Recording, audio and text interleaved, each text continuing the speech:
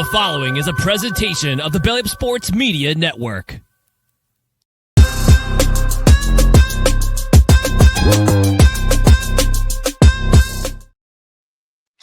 Welcome into an all-new edition of the Belly Up Fantasy Live Baseball Show on the Belly Up Sports Network.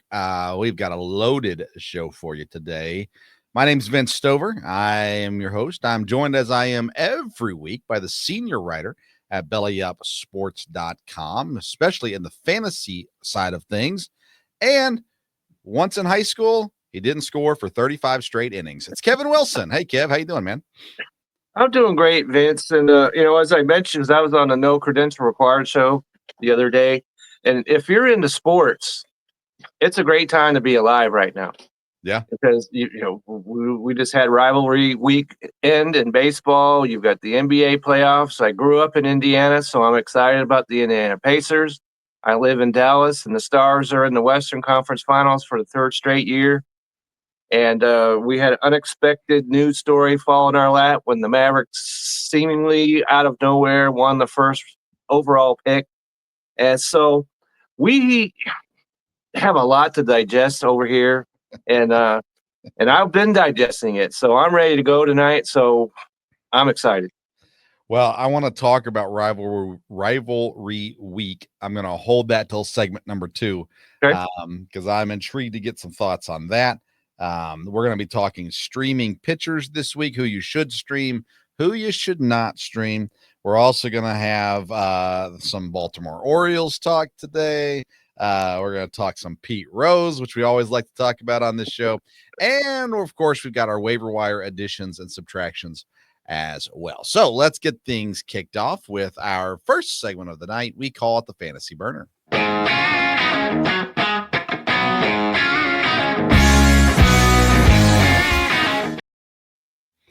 Our Fantasy Burner segment is presented by bellyupsports.com. And right now, if you go to bellyupsports.com, click on the football tab, go down to fantasy football and click on that.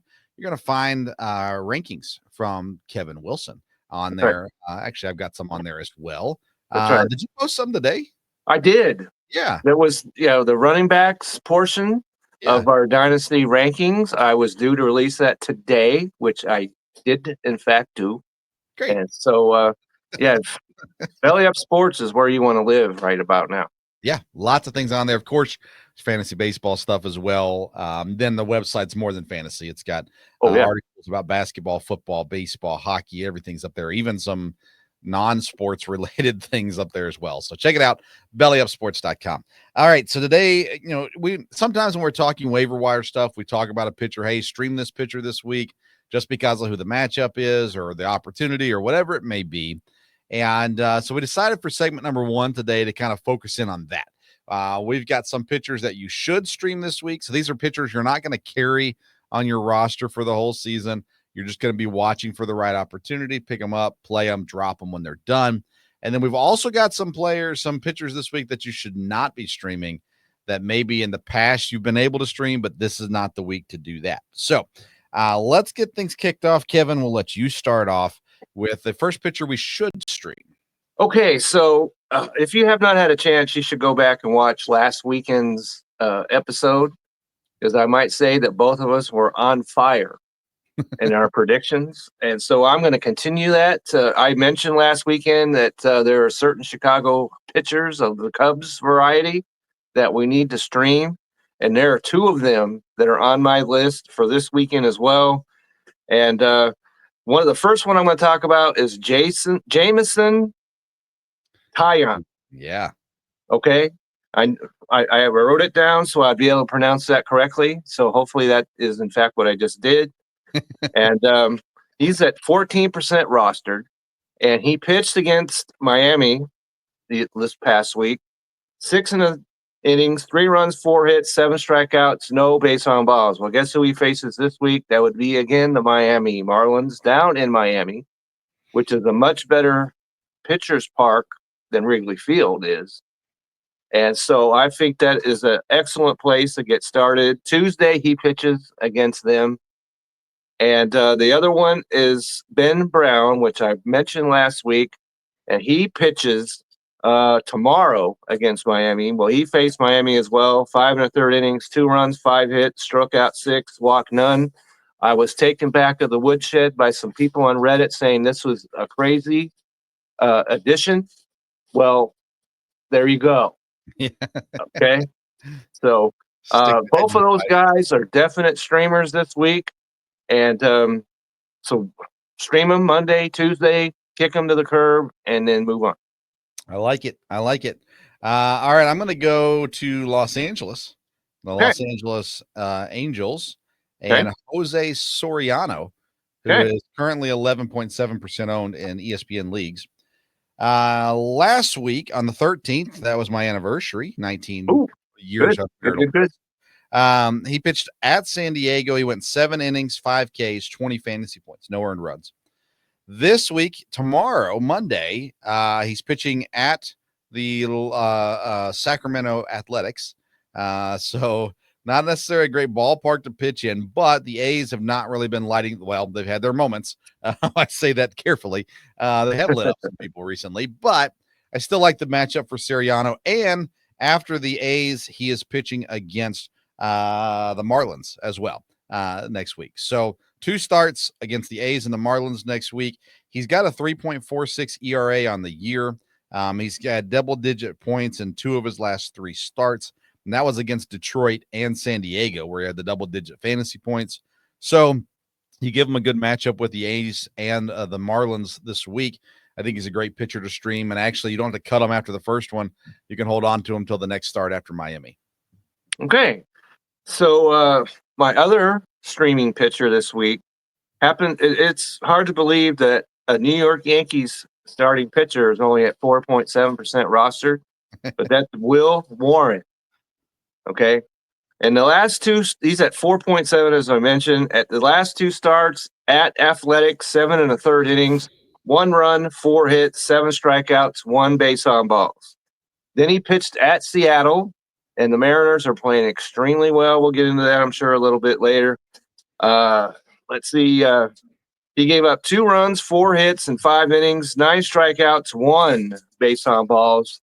Then on Tuesday, he faces the Texas Rangers, who are playing better, but that's not saying a whole lot. Their offense is still kind of in neutral. And so I think that is a solid start for him to go out and pitch against them. And as I mentioned with the other guys, as soon as the game starts, you can kick him. And I think that'll work out really well. Tuesday, that'll get your week off to a good start, I think. Very good. I like it. Let me throw a couple names at you just quickly. JP Sears, we've talked about him a lot. He's come up in our waiver wires and things like that as well. This week, he faces off against the Angels on Wednesday. So I like that addition. He's a 34% owned in ESPN league. So I want to throw that name back out there, although he has come up in previous episodes as well. But my last streamer of this week is a Chicago White Sox pitcher, actually. Sean Burke. I don't condone adding White Sox pitchers very often. But Sean Burke on Friday, he's going to be facing off against the Texas Rangers. Now, at first sound, you go, wait a second, what? Texas Rangers? No, what are you thinking? And, well, it's the White Sox as well, so that's always a little scary anyhow.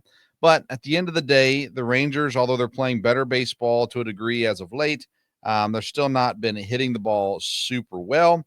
And so an opportunity for the White Sox to go up against the Rangers this week and see what they can do against them. I like Burke. I think he's at a 4.69 overall. In his last game against the Cubs, he definitely got beat up a little bit, but the Cubs have been hitting the ball like crazy. So I wouldn't have played him against the Cubs, but against the Rangers, I feel like it's a decent matchup for him. It's a guy that's probably going to be available come Friday if you're looking for starts. I think Sean Burke is a safe start. He's not going to get you, millions of points. But I think he's a safe start to get you if you need some category stuff, or even if you just need a few extra points to throw in there into your lineup for the week. I think Sean Burke is a decent option for you at the end of the week there as well. So, all right, Kev, let's transition over to a couple guys to avoid this week. Who do you got? Okay, so you mentioned a Sacramento game against the Sacramento A's. Yep. I have an Angels pitcher that I'm holding back this week.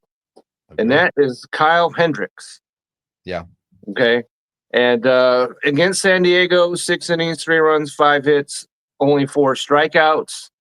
And I don't think pitching up in I'm still saying Oakland, okay, up in Sacramento is a good fit for him. And so I am not going, because that's Tuesday he pitches up there in Sacramento. And I don't think that's a good fit. So if I was, and it's early enough in the week, you don't want to set your team behind, I don't think. And so I don't like this matchup. And so I am not going to stream Mr. Kyle Hendricks this week. I like that one, Kevin. I'm going to go with Jake Irvin from Washington. I've actually been on him. I've had him, picked him up, dropped him multiple times already this season, used him as a streaming pitcher. He had a great outing this week against Baltimore, 6.1 innings, 6 Ks, 23 fantasy points. Before that, though, his previous 3 games, he had 8 points against Atlanta, 7 against Cleveland, -2 against Philadelphia. He did have a great game earlier against the Mets. So he's played well against good teams and not great at the same time. This week on Friday, he's pitching against the San Francisco Giants.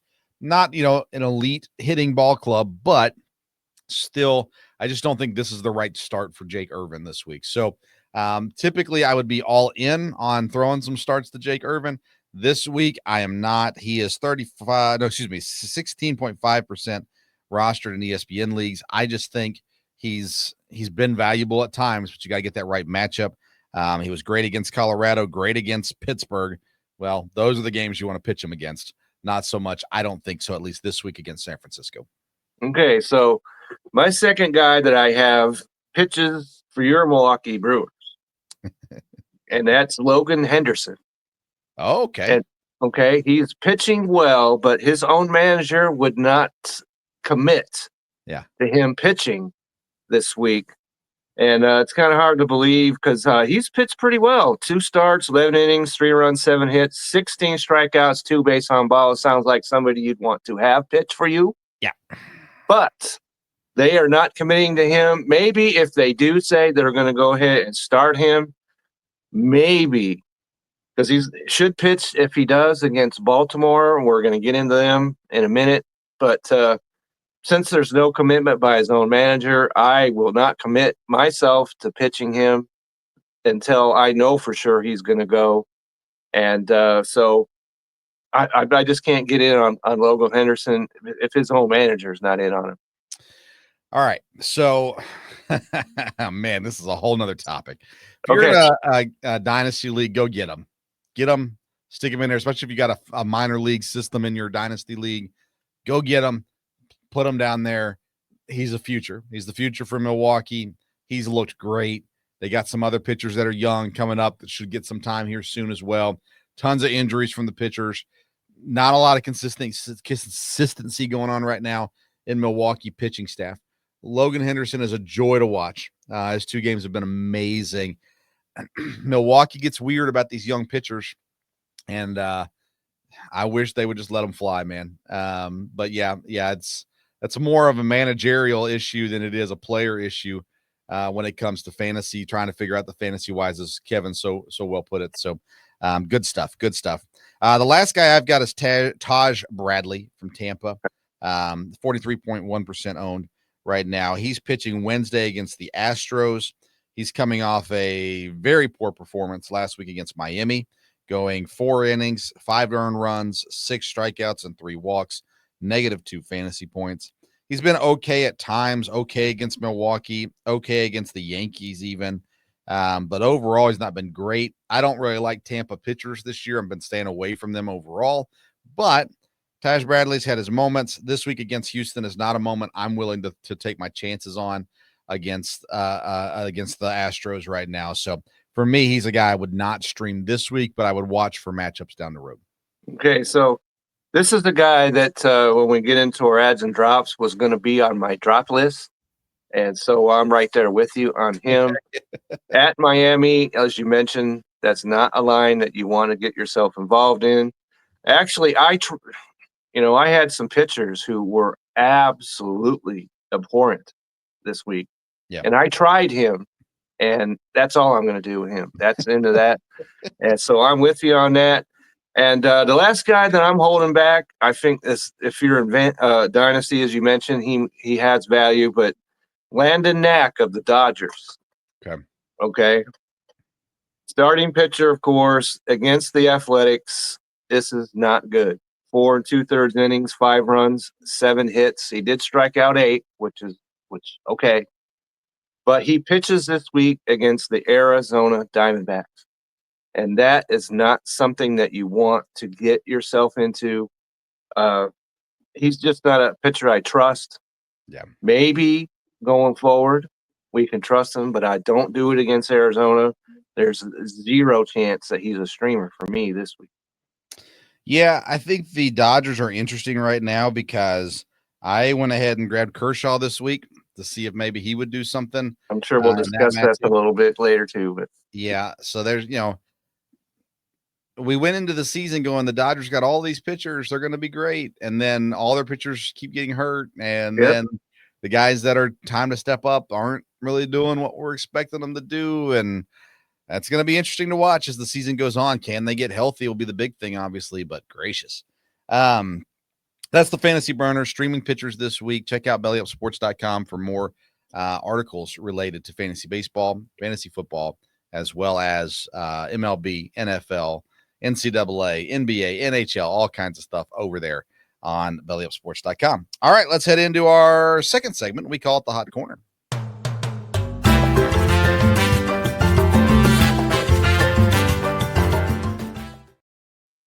The Hot Corner is presented by Righteous Felon Jerky. Man, you want some spicy jerky? Not every flavor is spicy, but they got some kicking flavors over there at Righteous Felon Jerky. So check them out, righteousfelon.com. Use the promo code BELLYUP. You're going to get 15% off your purchase.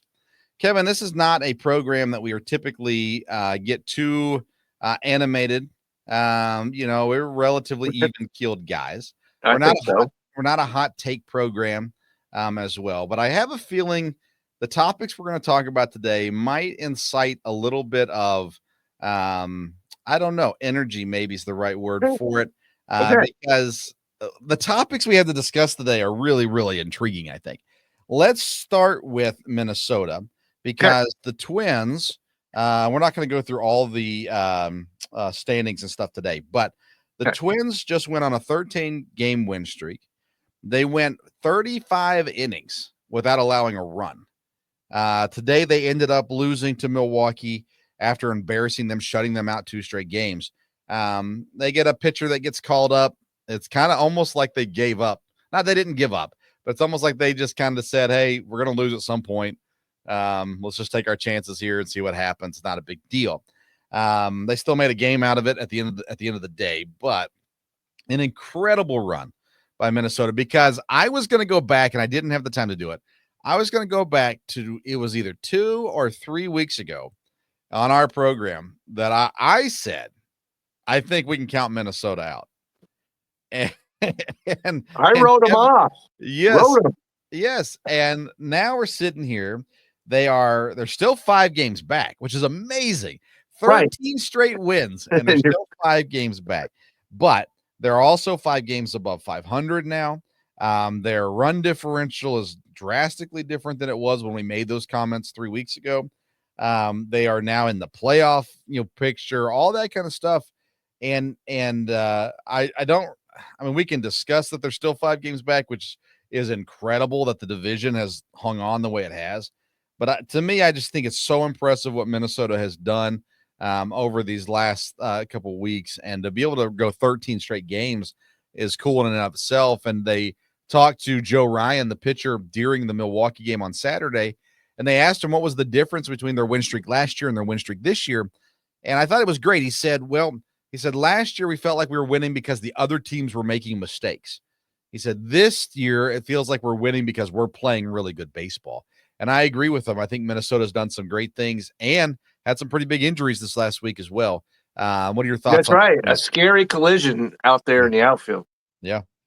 So your thoughts over about the Twins? What's interesting to me, because you mentioned that they won also last year, 12 straight. They're only the 3rd team ever to have a 12 or more win streaks in consecutive seasons. And I have to agree with Joe Ryan because they won 12 straight. It didn't mean anything. Yeah. They didn't even make the playoffs. And so here we are. They won 13 straight, and they were doing everything. The pitching has been well. Yeah. And their hitting has been. They've got guys that you might want to check to see if what their what their roster status is.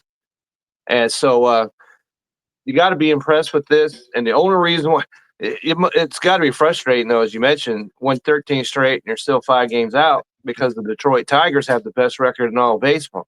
Yeah. And they've won 8 out of their last 10. And so that's going to be real interesting. We all thought the AL East was going to be the division to watch. You can cancel that right now because only the Yankees have a winning record in that division. But there are, we're going to talk about standings, but you've got 4 teams in the AL Central with winning records. Yeah. 4. Of course, they got the absolute dog water house out there in Chicago, but we won't get into that. But so this is an exciting time. If you happen to be in the middle of the country, as you and I are, and so no East bias, no West bias, just solid baseball. So I'm excited to see what exactly is going to happen between these guys. And just to throw this out there, because this week coming up, the Cleveland Guardians visit Minnesota coming up. And so you and I are still in on Cleveland, I suspect. Yep. And so that's going to be an interesting series to watch. Yeah, as of right now, if the season were to end today, 4 teams from the division, the AL, the AL Central would be in the playoffs. So that's after crazy. 3 made it last year. Yeah. And if you remember when we were talking about win totals before we got started on the season, and all these people that are supposedly professionals, discounted this division. Yeah. And I said at that time, this is insanity. And so that is certainly bearing out to be true thus far. Yeah, I'm looking right now to see. I'm glad you brought that up. In the AL Central, we had let's see here, Minnesota at 83.5, Kansas City 82.5, Detroit at 83.5, Cleveland at 82.5. That's all insanity. I said it at the time, and sometimes you're just right. So Yep. And 3 of the 4 teams had better records last year than what they were projected to win this year, by a fair amount. Right. So that's right. Yeah, it's intriguing. So we were right. So no need to applause. Just throw money. Okay? Yeah. All right. Let's go to Baltimore now. You can give yourself a standing ovation on that one because you said last week, how come the Baltimore manager still has a job? Well, he does not. Thank you. I was going to humbly sneak that in there myself. I appreciate you doing that for me. Yeah, I just couldn't imagine how poorly they were playing. And it's like, I mean, the Rockies, at least you knew they were going to stink. The Pirates, you knew they weren't. I mean, I didn't think they were going to be that great. So when they got fired, it was kind of like, okay, yeah, whatever. But Orioles is sitting here, you sit here going, this guy, something has to change. And I mean, you can say, well, the general manager didn't bring in the pitching, which I would agree with. But at the end of the day, you still have to score runs. You still have to defend well. I watched a little bit of the game. I think it was Saturday. Cedric Mullins misplayed a ball. I saw that. Those kinds of things that you're just going. And he's not somebody you just called up from the minor leagues. He is a veteran in every single way. And there's no way a team should be making plays like that. And there's times when things go bad. There's no doubt about that. I mean, we're not expecting teams to win every game, but the way Baltimore's been playing with the talent that they have on their team, granted, they don't have good pitching, But still, you've got to be more competitive than what they've been. Absolutely. He gets fired. I mean, no surprise here, but I mean, from what I saw this weekend, they fired him Saturday morning. They played Saturday afternoon, and it was horrendous. I posted on Twitter. You responded. This is embarrassing for Baltimore because sometimes you fire the manager and that wakes everybody up. It did not wake up the Orioles on Saturday. I'm scared, man. I don't know what they're going to be like the rest of the season, but it does not look good. It does not. And because you look at this, minus 79. They're minus 85 after today's game. Okay, so I did this just Even before worse. they didn't update this just yet, but coming into the day, minus 79, 11 games out of first. Yep. All right. And 15 and 28 entering today's play. And we thought, and we were certainly wrong, that you could have reversed that record a little bit on Baltimore going in. I didn't think there's going to be quite 28 and 15. Right. But I certainly thought with the young players that they've got an offense, we both were concerned about their pitching, and rightfully so. And but minus 79, there is absolutely no defense. Minus 85, you just mentioned. Yeah. So it's even worse than I was sitting here doing my research. So, well, and on top of that, they've won one game more than the White Sox. They're the second worst team in the American League. And when you look at this, you go, okay, you can understand. I think you could even say to a degree, okay, last in their division. All right, it's a really good division. They should be better than the Rays for sure. They should be, competitive or above Toronto, maybe. But if you were to say, listen, they've had a rough start, they're last in the division, you might go, okay, not the end of the world. But second to last in the American League. That means the Angels are better than you. That means the A's are better than you. It's not a pretty sight right now in the American League. And for the Orioles to be this bad is, it's a travesty. I don't know what to say. And I'm not an Orioles fan. No, not in the least. I work with the guy. His nickname is Baltimore. So that tells you all you need to know about him. Yeah. And he doesn't know what to do with himself because the Orioles are this awful. Yeah. And I don't know that I could watch it if I was an Orioles fan. No. Yeah.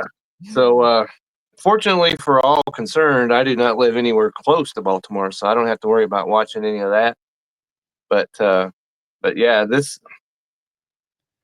he's a guy who, just like we talked about with the Colorado manager, was glad they were not on the road, so he didn't have to, fetch his own way home. So yeah, he had that at least. The A's, Rockies, and Nationals have allowed more runs than Baltimore. They're the only teams in Major League Baseball to have allowed more runs than the Orioles have. We did say from the get-go, pitching did not get addressed. Corbin Burns, did not resign there, which was not a surprise. Yet the replacement was Charlie Morton. They did not do. Now, listen, we talked about a young guy. I'm not going to try to pronounce his name right now because I don't have it in front of me, but we talked about a young, I believe, Japanese pitcher last week that's been. Yes, Sugamo or Sugano or something like that. Yeah. Wasn't that who we talked about? Yeah, Tomoyoki somebody. Sagan. I should know it. Yeah. I apologize. But my point is they did not do anything to replace him. The bullpen hasn't been great either, but you got to have starting pitching, and they don't have starting pitching. And Zach Eflin, as we mentioned, is nobody's number one idea of a starter. No. He's been good. Not today. I can certainly advocate for that because he's on my fantasy team. And just in line with all the other pitchers I've used this week. Yeah. But he's nobody's idea of a number one starter. And Charlie Morton, we knew that was not going to work. So if they couldn't sign Burns, they should have immediately went out and got someone somewhere. They did not do that. Boston did. It wasn't perfect, but go do what Boston did. Like, why did you let someone in your division? That's right. Beat you to a couple of guys. Like, gracious, go do something. So All they right. didn't, and so now they're, it's, the acronym Ford, found on road dead. Okay, that's what they are at the present moment. Oh my goodness. All right. Let's talk about rivalry week. That's hard to say. Yeah. I'm offended by the phrasing. I don't like it. Because when I think of rivalry week, I think of Michigan, Ohio State, Green Bay, Chicago. Right. You should be at least in the same division to have a rivalry. So yeah, to me, you look at these, okay, Yankees, Mets makes sense. Okay, fine. That's a good one, whatever it may be. But pretty much all it was is everyone close in location is what it came down to, right? Milwaukee, Minnesota, it is a rivalry, but it's not a heated rivalry. It's not, Milwaukee, Chicago. Rays and Marlins, that's not a rivalry, in my opinion. No. Guardians and Reds. I'm sure there are some people in Ohio that enjoy that, but if you ask me who is the Reds rivalry, I would not say Cleveland. No. Pirates and Phillies. No, that doesn't do it for me. Right. No. So Rockies and Diamondbacks. Yeah. Dreaded rivalry. No. Well, at least they're in the same division. I hate that they marketed it this way. Yeah. I understand it. I appreciate there was baseball and marketing. One true rivalry series this weekend, and that was the Texas Rangers and the Houston Astros, who are in the same division. Okay. And so and they have a silver boot that they play for every year. And so that's a rivalry. I don't like the phrasing of it. I get it. Like I said, they're trying to market it. I can appreciate that, but I didn't like it. I was offended by the phrasing of it. Now let's look at a few fun things though, real quick. In this rivalry week, we had a few surprises. Yes, we did. Not pleasant ones. Angels, what? They won 2 out of 3, I think. No, they swept. They swept. You're right. They swept the Dodgers in Dodger Stadium. That's hilarious. So I'm not wearing my Dodger shirt today simply because that would be shameful. All right.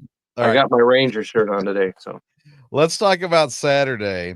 The Rockies and the Diamondbacks. Oh, you talk about 12. And my first thought was, when I saw the score, when I saw the 7th home run of the game or whatever, I thought they got to be playing in Colorado, right? No, nope, they were not. They were in Arizona. That's right. And 14-12, Rockies get the win in that one. Jordan Beck went off in that game for Colorado as well. 3 runs. All right, this is nuts. For Colorado, 3 runs in the first, 3 runs in the third, 4 runs in the 6th, 3 runs in the 7th, and a run in the 9th. For Arizona, 3 runs in the first, 3 runs in the second, a run in the third, 3 in the fourth, 1 in the 5th, and 1 in the 8th. I could not believe every time I saw the score popping up and another highlight of something going on. That one was nuts. I told you I was watching the Nationals Orioles game for a while, 10-6 Nationals. They the very beginning of the game, they chased the pitcher in the first inning. Like oh my goodness. Just nuts. Absolutely nuts. So anyways, it was fun baseball this weekend. We had some fun games. Some things went on, but there was some wild things that happened as well. And that Diamondbacks Rocky game is probably one of the most ridiculous games of the week. And that's the second time within about a week or so that Arizona has let a game get away from them. Yeah. And that was Zach Gallen started that game. Okay. And so, because the weekend series before that, they were playing the Dodgers and had a 3-run lead in the 9th inning. Yeah. And then proceeded to give up 6 to lose that game. That's the Dodgers. I guess maybe you don't want to lose the Dodgers, obviously, but you can, they're the Dodgers.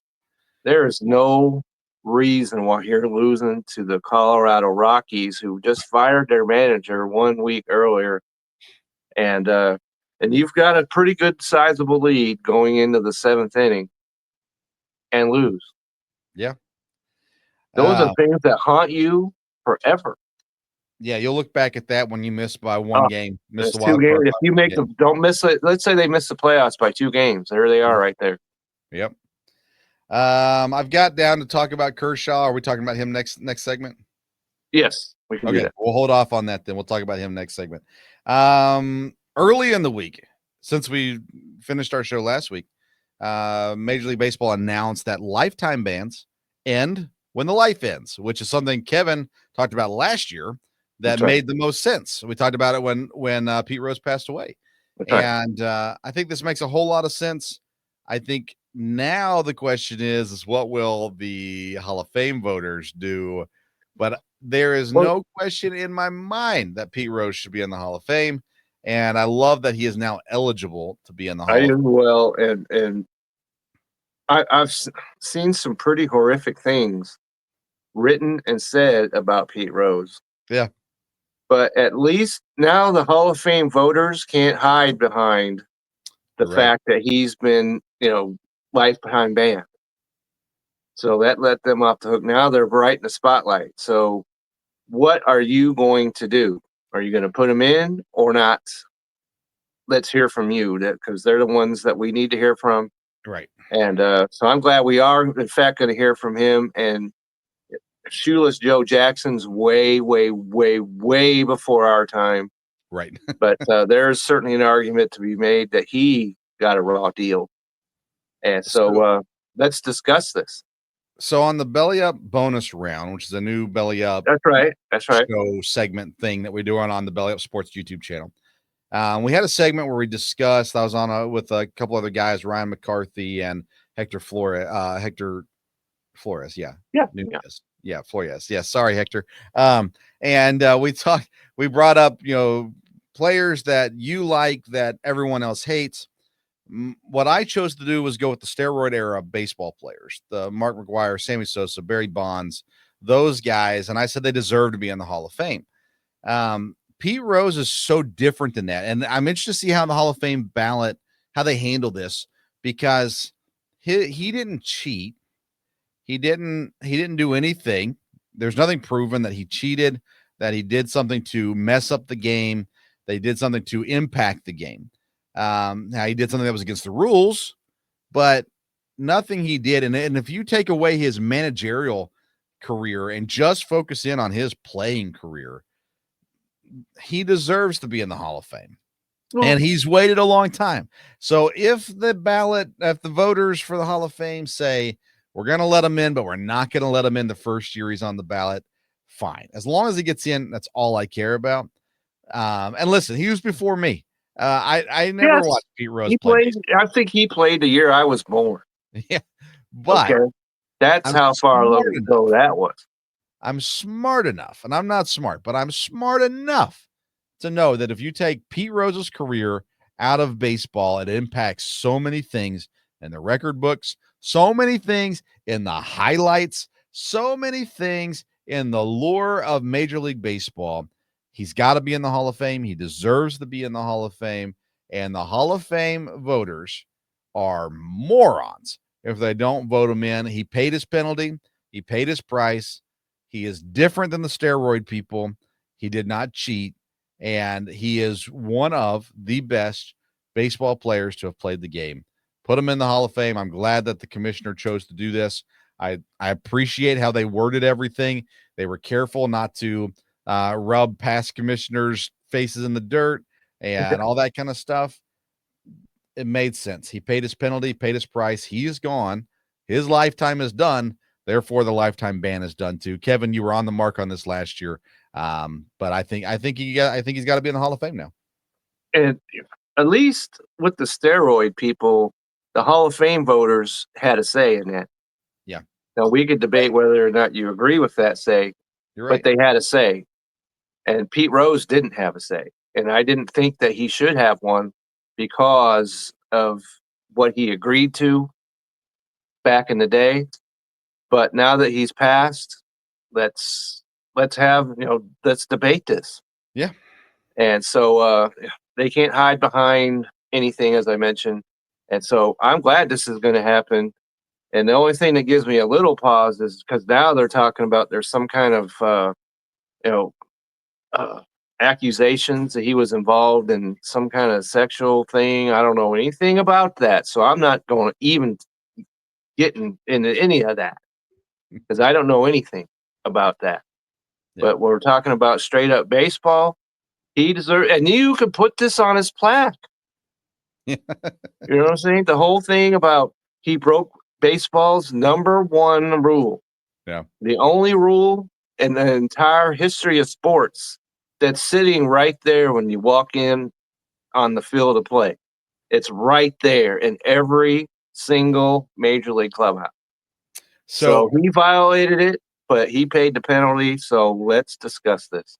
Yeah, I don't think it should be on his plaque, but I've heard other people say, hey, let's have a section in the Hall of Fame that covers the steroid era and covers things like this. Like, it's part of the game. It's part of the history of the game. And the reality is Mark McGwire and Sammy Sosa saved baseball.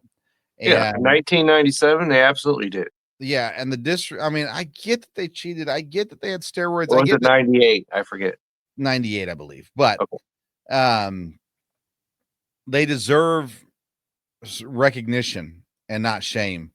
Not every person who took steroids deserves that, but the best of the best do. And they did things that helped baseball come back to life, because I was not paying attention to baseball after the strike. I was a kid and I was like, forget that. I didn't truly understand the strike, but I was like, I'm not watching this anymore. They're, greedy, whatever. I'm not watching this anymore. But Mark McGwire and Sammy Sosa came along, and guess what little Vince started to do? He started to pay attention. I say little, I was in high school, I think, at the time, but started paying attention to baseball. And I started watching a little bit. And then the next thing you know, I'm following baseball all the time again. And it's a result of some of those players. Pete Rose, my mom's a Reds fan. So I heard about Pete Rose and Johnny Bench pretty much my whole life.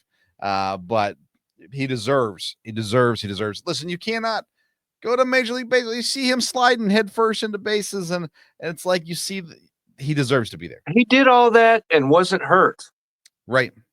So, hats off to him. Charlie Hustle. Yeah. I don't know where the Charlie comes from when your name's Pete, but Hustle. He certainly embodied that. He did. And so all right. Put him in. All right. That's the hot corner. Presented by Righteous Felon Jerky. Go to righteousfelon.com. Use the promo code Belly Up. You're going to get 15% off your purchase. All right. Let's get into waiver wire ads. We call this segment the Fantasy Focus.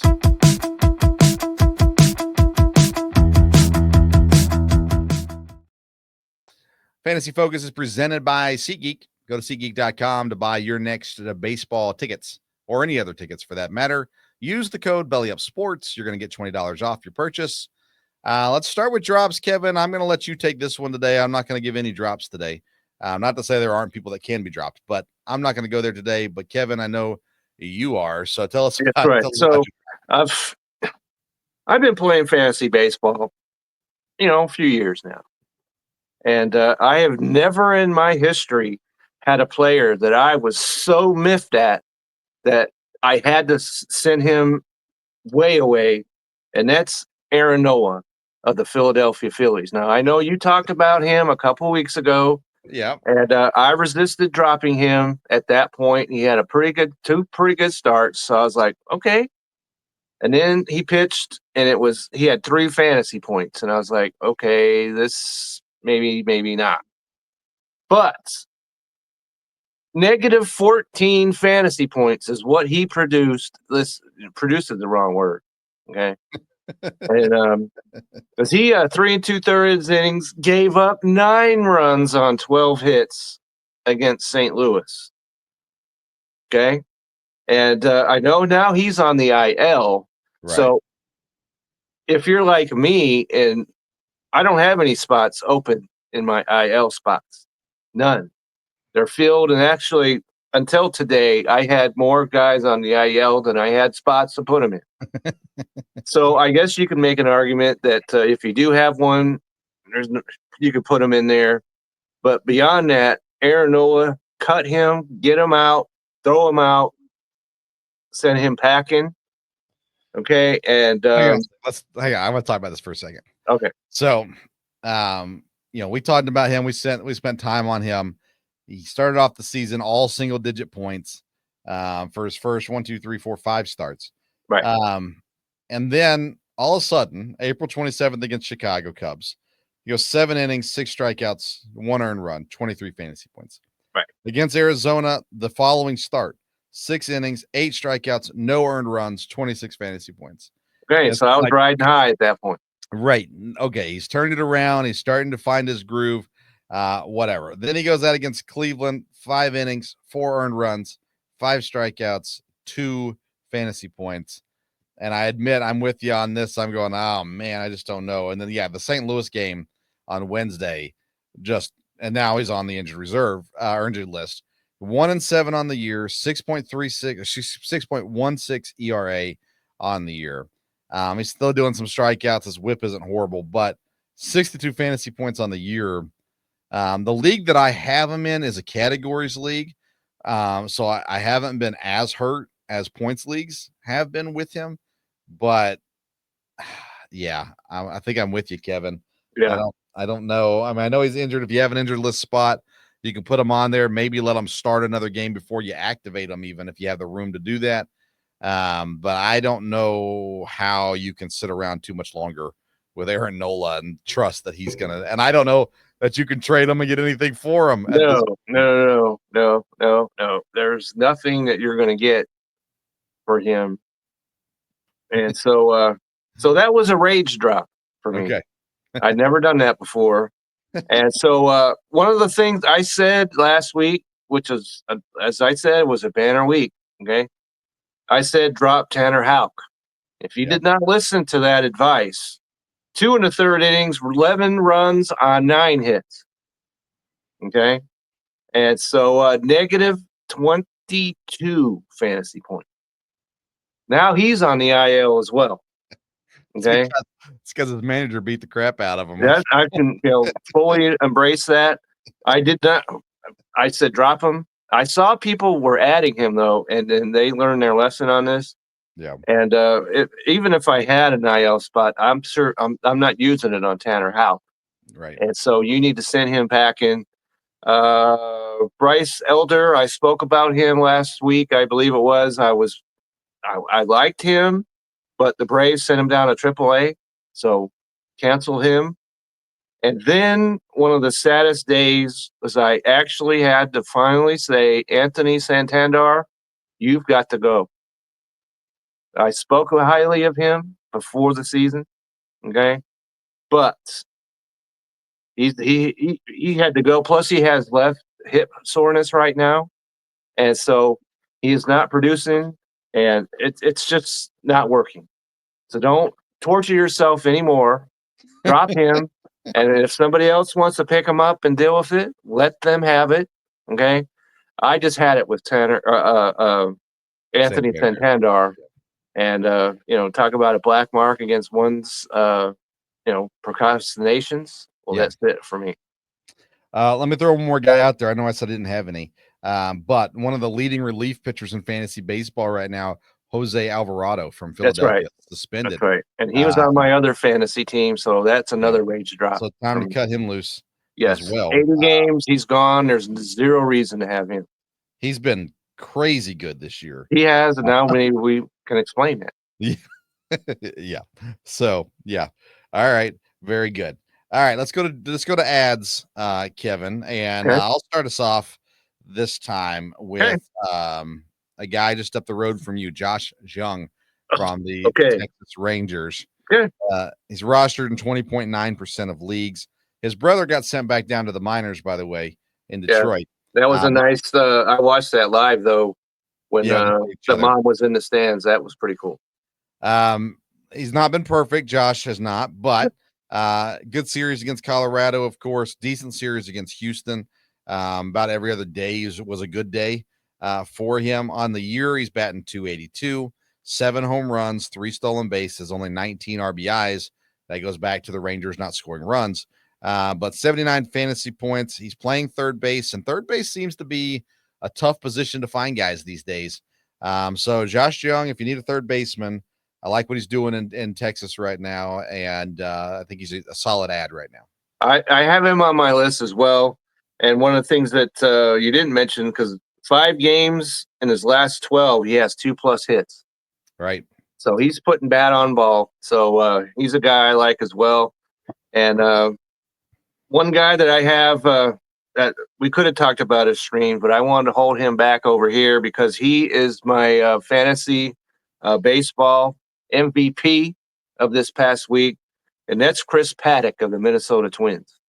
Okay, they do not win 13 in the games in a row without him, and he's only at 4.7% rostered. This is one of the bigger mysteries to me. How this guy is only at 4.7%, and but this is what he's done. San Francisco, 7 in the third innings, 1 run, 3 hits, 6 strikeouts, no walk. At Baltimore, we know Baltimore stinks, but still, 7 innings, no runs, 3 hits, 1 walk. Tuesday, he faces Cleveland, and we both like the Guardians, as we mentioned, but I like this matchup for him in Minnesota, and so I really like this. There's no reason why he's at 4.7%. So Chris Paddock needs to be on fantasy teams throughout the land. All right. I'm going to go to a guy that you and I told everyone to go get. Okay. Then you and I told everyone to drop. Okay. And now I'm back to go get him again. Okay. Jake Berger from I'm the with Texas you. Rangers. I'm Absolutely back, with back Texas Rangers here. Mhm. Is since his return from the minors, because he was playing so poorly, he got sent down. He has at least 1 hit in every single game. He's yet to go hitless. Now, he's only got 1 home run in that of those appearances and only 4 RBIs in those appearances because, again, the Rangers aren't scoring runs. But that being said, no negative points in his return so far. He does have 3 donuts, 3 zeros, but he's got a 4-pointer, a 7-pointer, a 1-pointer, and a 2-pointer today against Houston. Again, he's got first base, third base, DH eligibility. He's playing every day. He's hitting the ball. So eventually things are going to come around and for the Rangers. So I like him. I'm back in on Jake Berger, and I think people need to go back and pick him up. I'm with you. Jake Berger, 100%. I added him right off the bat when he came up, and the Rangers don't play tomorrow, so I unfortunately dropped him. So hopefully I can get him back before someone else goes and gets him because I like him. I liked him in the season, and had to unfortunately cut him loose, as you mentioned, because he went to the minors. But he's back. So if you have any openings in your roster, go get Jake Berger. I'm 100% with you on that. All right, who else you got? Okay, so you talked about Chicago White Sox pitching and how you don't want to really get involved in that. Well, I've got a position player. Okay, and that is Miguel Vargas, who is at 3% rostered. He plays third base and outfield, so that's certainly a help. We talked about third base a moment ago. He can help you out, and this is how. Tuesday, he was 2 for 5 with a home run, 3 RBIs, 2 runs. Thursday, he was 2 for 4 with an RBI. Friday, 4 for 4, 2 homers, 3 RBIs. So he's hitting the absolute mad off the ball. And so at 3%, you will fight no one to get him on your roster. I like him a lot. So that double position versatility is always helpful. And he's one of those guys where you add him, he's hot. And when he cools off, which he certainly will, then you just go ahead and move on. So at this moment, you want Miguel Vargas on a fantasy team. I like it. My next guy is a guy that I don't think we've mentioned this point on the season. And if we haven't, I'm a little surprised, specifically that you haven't mentioned this person, Kevin. So if you have, then I remember completely. If you haven't, then I remember correctly as well. Second baseman for the Los Angeles Dodgers, Hisong Kim. Hisong Kim gets brought up a couple weeks ago. He has been a hitting machine. Now he's not been doing a lot as far as home runs or RBIs and things like that go, but the dude's batting 452. And he has been multiple hits. He went 3 straight games with multiple hits. And then they sat him, which really confuses me. But against the A's on the 14th, he went 2 for 2 with a home run and an RBI. Against the A's on the 15th, he went 3 for 3 with 4 runs, 2 RBIs, and a stolen base. And then against the Angels on the 16th, he went 2 for 3 again. And then, like I said, he didn't play the last 2 games. So why? I don't know, because the guy has been hitting the ball incredibly well. And again, only second base eligible is all he is. He doesn't give you a lot of versatility there. 14.4% rostered in ESPN leagues. I've got him in a dynasty league where I was able to draft him, put him in the minors while he was in the minors. And now he's been able to play. He's been very helpful to me over there. It's a categories league. But that being said, I think Hisong Kim, he's playing so good. I don't think they're going to send him back down. They just actually they just got rid of Chris Taylor. That's right. And $13.5 million that they owe him. Yeah. They kept him anyway. But Hisong Kim he's fulfilled what they thought he could do. He's up there, he's hitting the ball well. So hopefully he'll see consistent time at second base in LA, because the kid's hitting like crazy. So anyways, I think he's a decent ad, especially if you have some roster space to have a guy on the bench. If you don't have any bench players for your hitters, then you probably don't want him because of the consistency issues. But if you have a bench player and you can put him in when he is playing, he's going to get you some points or categories. Okay. I'm certainly with you on that. Last guy, I think that you might have mentioned him as a drop a while ago, and that's Colt Keith of the Detroit Tigers. Okay. Second baseman, DH, and not a whole lot. 4 homers, 12 RBIs, nothing to get excited about, but yes, 22 runs scored. And this is the kicker: 5 2-hit games in his last 11. 5. So he is hitting the ball. The Tigers are playing. They got the best record in baseball. So I'm not sure what happened to him playing first over there for Detroit, because that was the thing that they said they were going to do.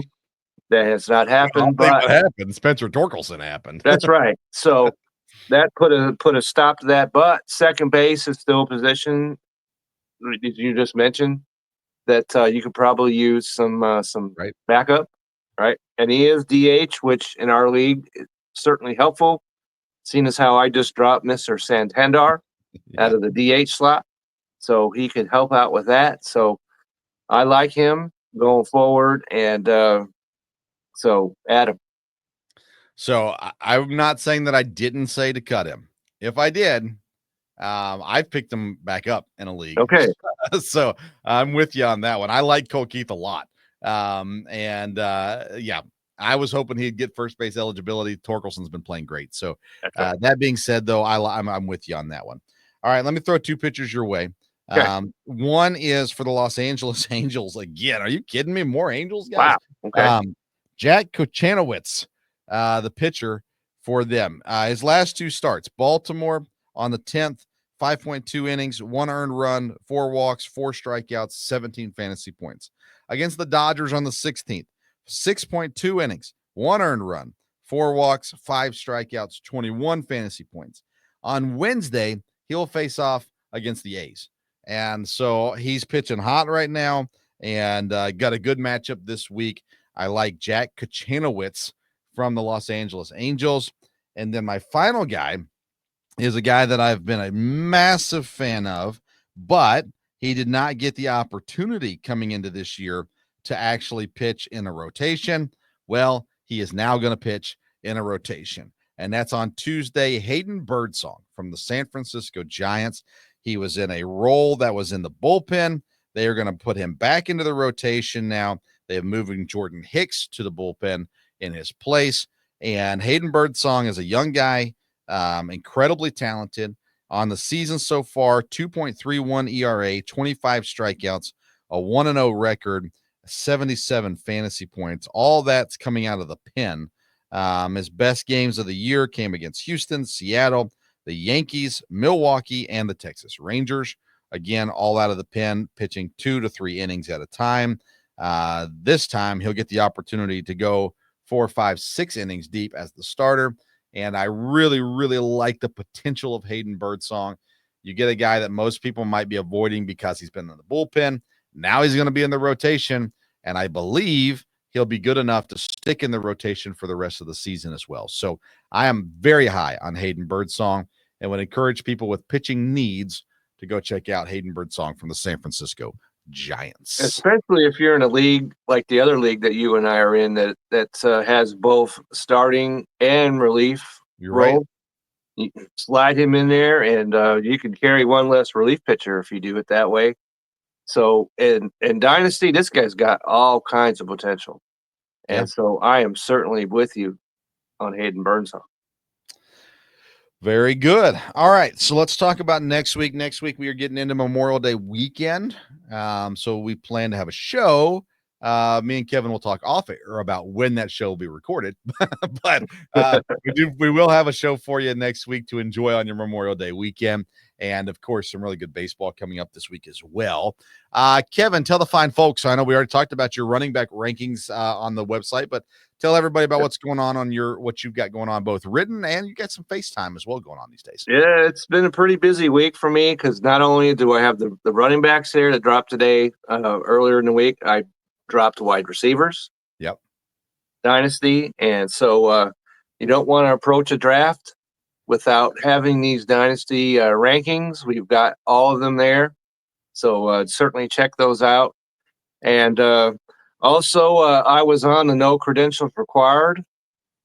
I'm going to be the Saturday guest for them for this foreseeable future, talking baseball. And we also talked about the NFL schedule that dropped. And I also have my my MVP of the fantasy baseball out clip that's out there. And I already mentioned one of them that was on that list that was certainly a surprise, I'm sure, to a lot of people. But Aaron Judge finally made his first appearance as an MVP of a week. He's the MVP of fantasy and real baseball, no question. But he got edged out every week until this past week. So he's at the top of that list. So you definitely want to check that out. And then I was just on. It's posted right now on the Seattle. I was Seahawks sessions, and we dove in deep on the Seahawks schedule, what we look forward to, what we like, what we don't like, and some of the rumors that are surrounding the Seahawks. And so definitely want to check that out. And so all that's running out there. So you can find me on Twitter, Kevin. I can't even talk. Kevin62 WILSEA. So I'm out there. So check me out. Hit me up. I'll be happy to talk. I love it. All right. So on my end, my football show, the Sports Stove football show, had a last minute cancellation this week. We're unable to get an episode dropped this week. So we plan to this coming week get an episode out there. We're talking sophomore quarterbacks. So we're talking the Caleb Williams, Jaden Daniels, Drake May, all those guys with expectations for them. We're talking some schedule things as well, NFL news on there. That should be Thursday night. Then on the Belly Up Sports YouTube channel is the Belly Up bonus round. Go check that out. That's a lot of fun. Where different guys from the Belly Up Sports Network are on there and kind of like a trivia game, about 20-minute segments. So enjoy that for your consuming. 2 weeks from now, not tonight, but 2 weeks from now is the relaunch of the Belly Up Fantasy Life Football Show. Kevin will be on there. I will be on there. We've got another guy, Brian Germanaro, will be on there as well. So we'll be talking fantasy football for you every week. That'll be on Tuesday nights. So you get fantasy baseball on Sunday nights. You can get fantasy football on Tuesday nights. You can get the Sports Stove football show on Thursday nights. You can get Kevin Wilson on Saturdays over at the No Credentials Required. Lots of stuff going on. Also on the Belly Up Sports website, me and Kevin talked about his rankings. I'm posting some rankings there as well. Did you drop? What was that? You just dropped yours Friday, didn't you? Quarterbacks dropped, this week for me. We already had Brian's quarterback rankings out there. The week before, what did I do? Receivers, running backs. I did receivers the first week. I did running backs this week. Yep. And so if you want to see how we stack up against each other, do that. Yeah. The And, goal is to give you options. Go out there and That's see right. what people are saying, more than one person. And That's right. right now, I'm really, really excited about what we're doing on the Belly Up Fantasy side of things. So I hope that you go to the website and check that stuff out. You can follow me on Twitter and Instagram at Sports Stove. And I've got plenty of opinions going out these days on the Brewers, on well, I had some Orioles thoughts this week on football stuff. I've got some stuff out there questioning things like should the Tennessee Titans claim the Houston Oilers? Put some of that stuff out there this week too. So plenty of fun stuff going on out there. Me and Kevin will be back next week. Sometime, some way, somehow we'll be on next week. And if you follow us on social media, you'll know exactly when that is going to be dropped as well. That being said, even though we're not quite there yet, I know we've had some Armed Forces Day, and things like that. Our appreciation to all those who served, are serving, and family members of those who serve, because we know Memorial Day is a day to remember those who gave the ultimate sacrifice for our freedoms. And so our condolences, our support to all the family members who lost loved ones in the service of our country. So I want to shout out that. We'll talk, I'm sure, more about that next week as well. Okay. Thank you to all those. All right, friends, that's it for today's edition of the Belly Up Fantasy Live Baseball Show. Enjoy the rest of your week of baseball and all the content you can find on the Belly Up Sports YouTube channel and bellyupsports.com. Thanks, everybody. Have a great week.